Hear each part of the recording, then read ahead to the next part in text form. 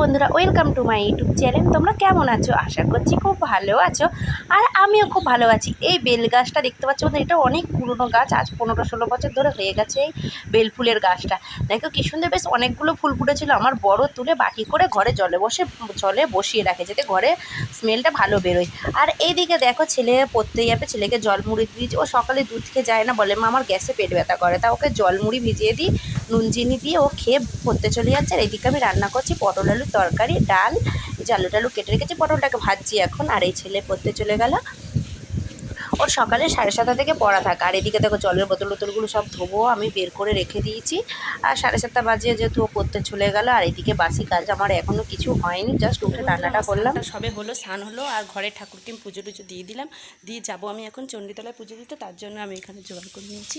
দেখো দুধ নিয়েছি, কারণ ওখানে শিব ঠাকুর আছে দেবো, আর গাছের ফুল টুল তুলে নিয়েছি, ঘরে মোমবাতি ছিল নিয়ে নিয়েছি, আর ধূপটা কিনে নেবো। আর ওখানে ডালা বিক্রি হয়, ওখান থেকে কিনে নেবো। তা আজকের পুরো ব্লগটা দেখতে দেখো। আর আমার ওগুলো সব জোগাড় করে রেখে এখন আমি বিছানাটাকে পরিষ্কার করে নেবো।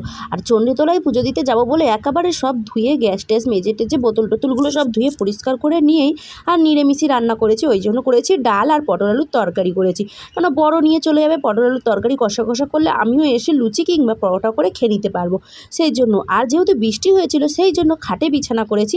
আজকের আর বারান্দায় মেঝেতে ঘুমাইনি, সেই খাটেই বিছানা করেছি, তাই বিছানাটাকে পরিষ্কার করে নিচ্ছি।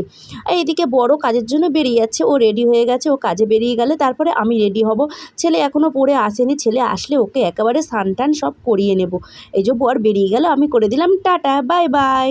তা বড় বেরিয়ে যাচ্ছে। আর এইদিকে দেখো বন্ধুরা, এখনও ছেলে আসেনি, ছেলে আসবে, ওকে স্নান টান করাবো তারপরে। রেডি হয়ে গেছে, আর এই চুড়িদারটা পরেছি, কেন গরমে শাড়িটা পরিনি, সাইকেল চালিয়ে যাব অনেকটা দূর, আর গরমে তো শাড়ি পরলে আমি হাঁটতে পারি না যেন, ওই জন্য। তার সাইকেল চালিয়ে যাব, ওই জন্য আর ভাবলাম শাড়ি পরবো না, চুড়িদার পরেই চলে যেতে। এই চুড়িদারটা পরেছে, এইটা তো মিশো থেকে নিয়েছিলাম, তোমরা সবাই জানো। আর এখানে ছেলেও প্রায় রেডি হয়ে এসছে। চলো বেরোনো যাক, আবার মন্দিরে গিয়ে তোমাদের সঙ্গে দেখা হচ্ছে। আর এই যে বন্ধুরা, মন্দিরে চলে এসেছি, কিন্তু প্রচণ্ড লাইন পড়েছে। এই রোদের মধ্যে এত লাইন দেবো বলো, মাথা টাথা ঘুরে না পড়ে যায়।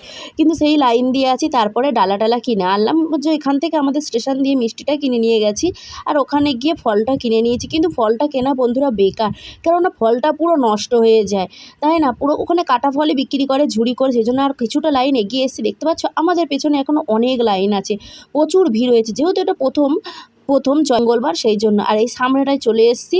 এবার মানে ওরা বেরোলেই এবার আমরা ঢুকবো, মানে পুরো সামনেই, পুরো মুখের সামনেই দাঁড়িয়ে আছি, মন্দিরে ঢুকবো। ওরা বেরোলেই, যারা আগে গেছে ওরা বেরিয়ে গেলে আমরা ঢুকবো। এখানে মোমবাতি জ্বালানো হচ্ছে। আর চলো ঠাকুরটাকেও তোমাদেরকে আমি দেখাবো অবশ্যই, কারণ এ সব কিছুই তোমাদের সঙ্গে শেয়ার করছি। আর যেখানে পুজো দিতে এসেছি সেটা কি তোমাদের সঙ্গে শেয়ার করবো না বলো বন্ধুরা?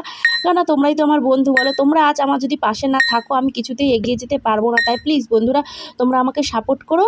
আর যারা আমার ভিডিওটা নতুন দেখছো, প্লিজ একটা লাইক কমেন্ট শেয়ার করে দিও তোমরা।